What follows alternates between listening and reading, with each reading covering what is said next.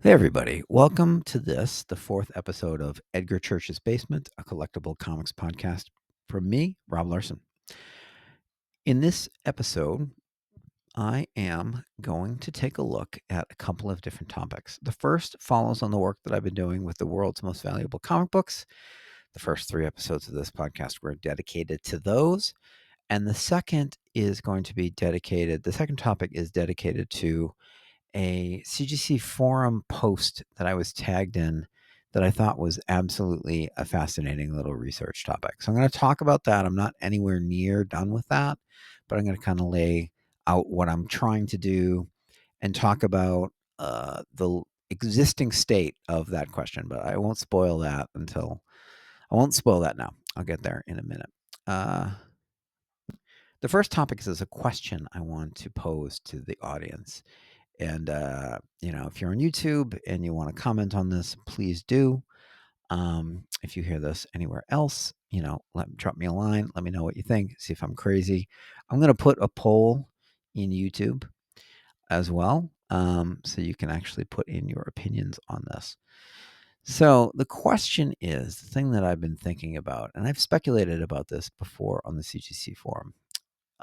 Steve Fischler, the original estimate for the Edgar Church Mile High copy of Action Number 1 that we had is from Fischler. And he said that it would be a CGC 9.2. And this is basically a 25-year-old estimate. Steve Borak, who I trust very much and quite like, he's one of my favorite people in the hobby, he said that it would be a CGC 9.4. They've both seen it, so they would know. But going with the original grade, we're going to say it's a CGC 9.2. It goes up for sale for some reason.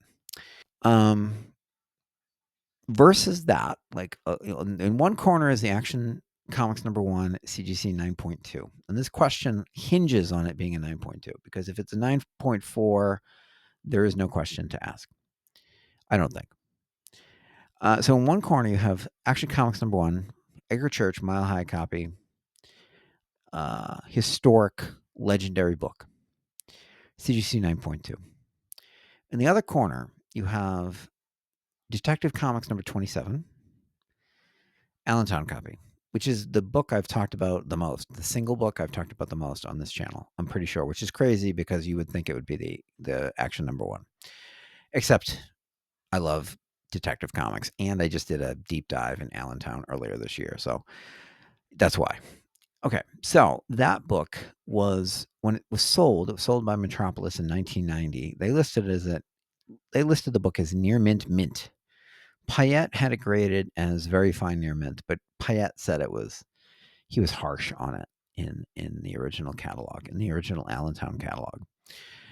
So the question is, if the Action number 1, CGC 9.2, is up against a Detective Comics number 27, CGC 9.6, Allentown, is the Action Comics number 1, CGC 9.2, still the most valuable book in the world?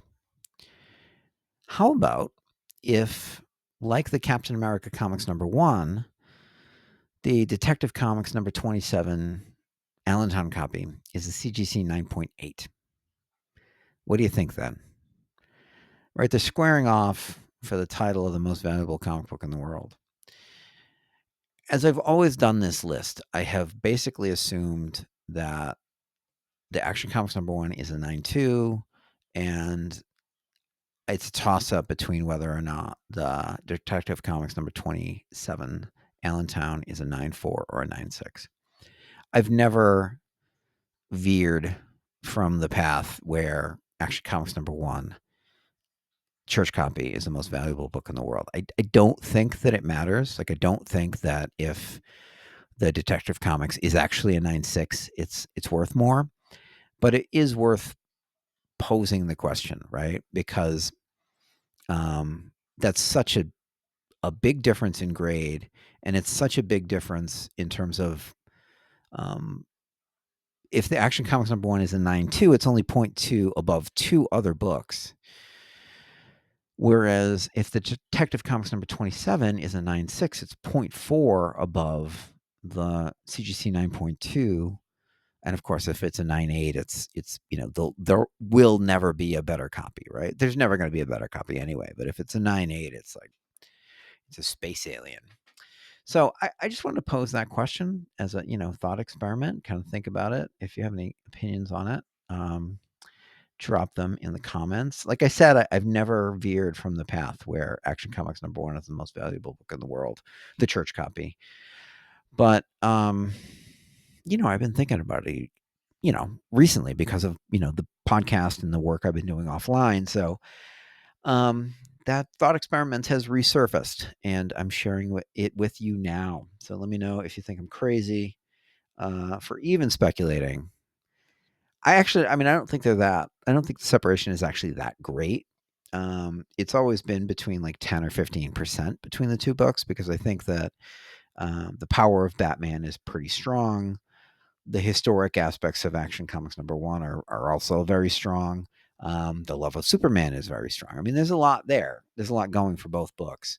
But the Detective Comics number 27 is almost certainly better based on the information that I have. So I haven't ever separated them by that much, but it's always been the Action Comics number 1 that's been ahead. So there you go.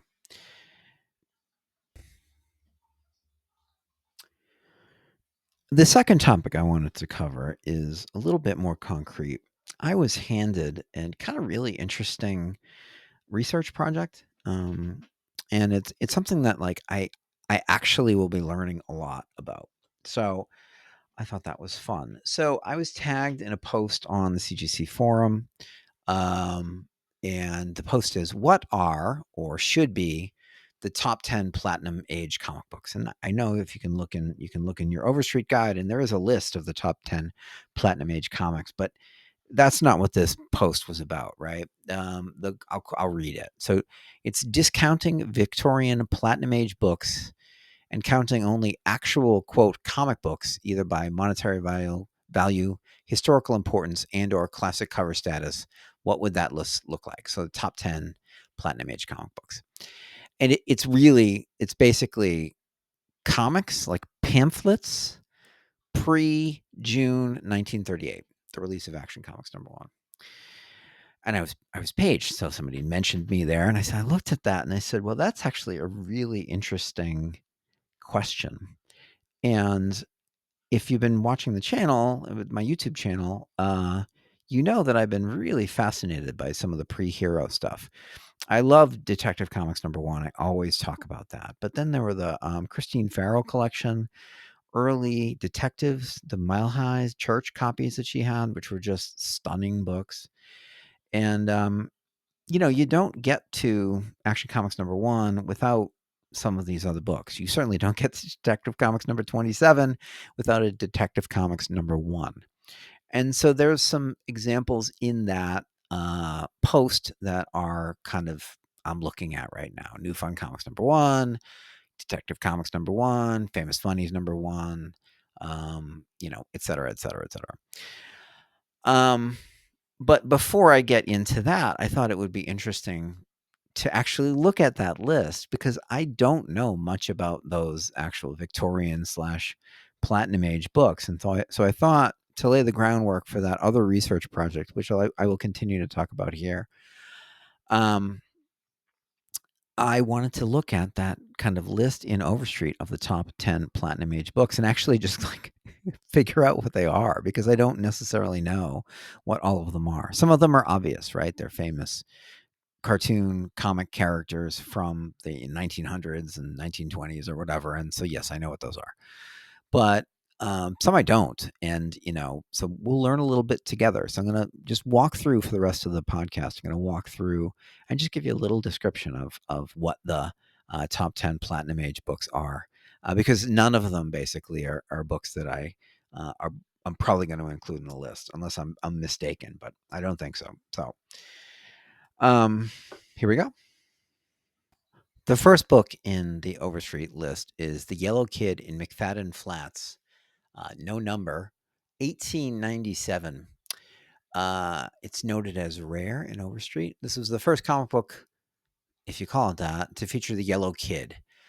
Um, Okot's, famous cartoon character, comic character from the turn of the century. I absolutely have no interest in me. I'm just saying it, just calling it. It, you know, not everything has to be of interest to me, but I recognize this character for sure. So next up in the Overstreet list, number 2 in the Overstreet list, with the value. By the way, the Yellow Kid fine price is $20,000 in Overstreet. Second up is Little Sammy Sneeze, which is a Winsor McCay strip that was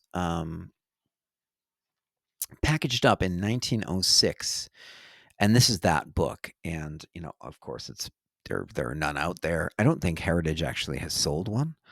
But it's Winsor McCay. Little Nemo in Slumberland is what I know and actually love McCay for.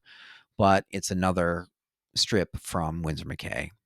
And Little Gertie, actually, early animation from Winsor McCay. Winsor McCay was amazing.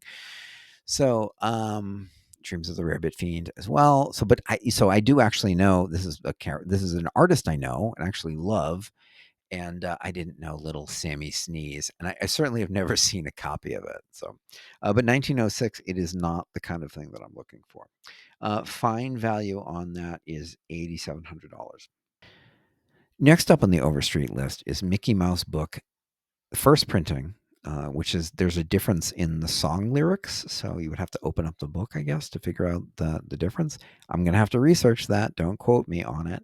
The thing that I'm also going to have to research is whether or not that's a comic book, because it's a pamphlet. It's got staples, but I just think it's called a magazine. So I just think it's a magazine. And I'm really looking for comic books. Comic books, anything I can call a comic book. So I don't think that one's going to be on the list. But it's a really cool object. I'm actually looking forward to researching that one a little bit because it's not anything I've ever even noticed. So there we go. The value of that book is $6,400 in VF. So it does exist in higher grade than some of the earlier books on this list, which are only listed at fine. And honestly, that Yellow Kid McFadden Flats book, I don't imagine exists in fine even. Next up in the Overstreet list is Little Nemo strip reprints from 1906 with a fine value of $5,000.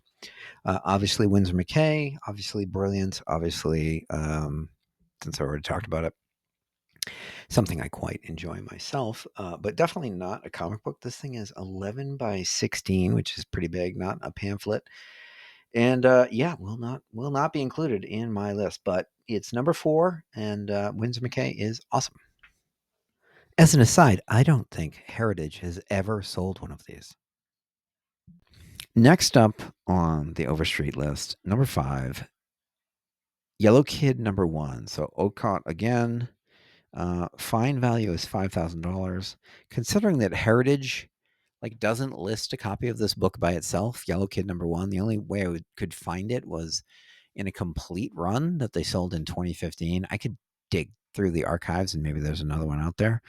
But they sold a complete run of 1 to 9 for $20,000. The number 1 was Poor, 0.5, missing front cover. So rare book, certainly valuable. I think it goes along with the other one in that it's just not going to be on this list because this isn't really what we're thinking of as comic books. Although it's got comics in it and it's a book, you know what I mean? So really interesting though. Again, this is not something that I've ever looked at. And in fact, yes, I know the Yellow Kid, but it's not like McCay where I've read it. I've read Winsor McCay's stuff. I have never read Ocott's books. So I may not start now, but I'll learn more about them, which is going to be interesting. So, and if anybody out there wants to talk to me about this stuff, drop me a line. I would love to know. So, at least for the context of this, I'm not going to turn into a platinum age expert. I'm certainly not a Victorian age expert, but as I wrestle with these questions, it should be interesting. The Overstreet fine value for this book is $5,000. Next up in the Overstreet list is a book called Sam and His Laugh. It's listed at VF for $4,900. I found a Hakes listing, which gives me all the information I've ever had about this book because I've never heard about it before in my life.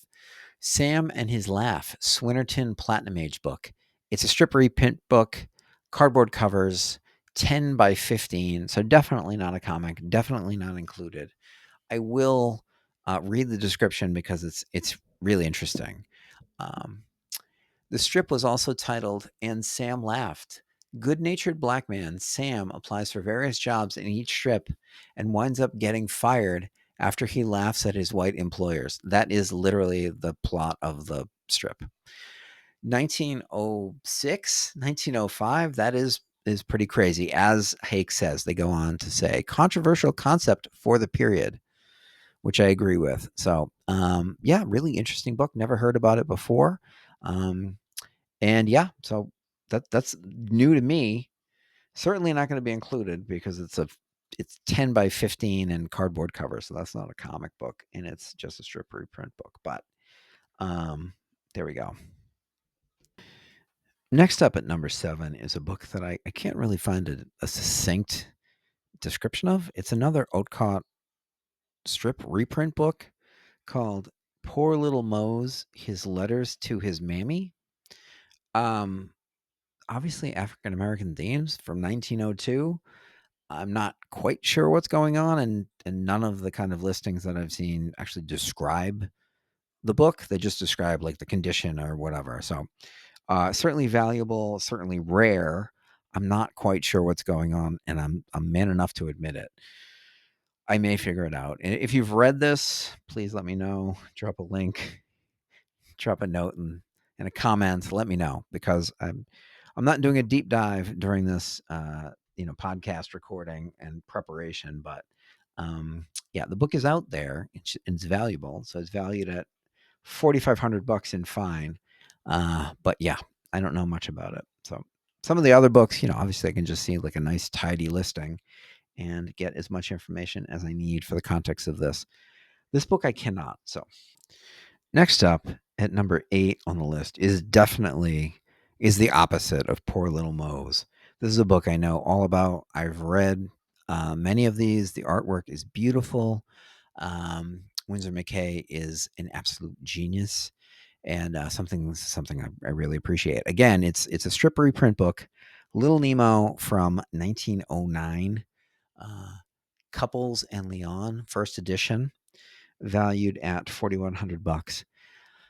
Definitely cool. Definitely something I know. Definitely beautiful. And if you haven't seen Winsor McCay's art, you should check it out. But definitely not in the list that I'm going to put together. So far we've struck out entirely. It's all books from the early 1900s, except for that Mickey Mouse thing, which is a magazine. Um, but at least we get to look at this stuff together. So, and I get to talk about Winsor McCay, which makes me really happy. Next up in the Overstreet top 10 Platinum Age comics list is again something from the 1900s. And again, it's Winsor McCay. So we have basically like two artists on this list, which is a little weird. It's kind of like the top 10 list of the most valuable comics in the world. It's just all action number 1 and Detective 27. So it's Oatcott and Winsor McCay. But anyway, Dreams of the Rarebit Fiend, 1905, Frederick A. Stokes Co. Uh, 5 copies known to exist? I mean, that's crazy.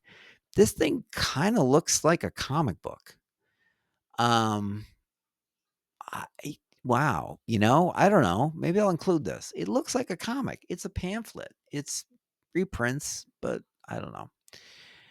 Uh, Demented, 5 copies known to exist.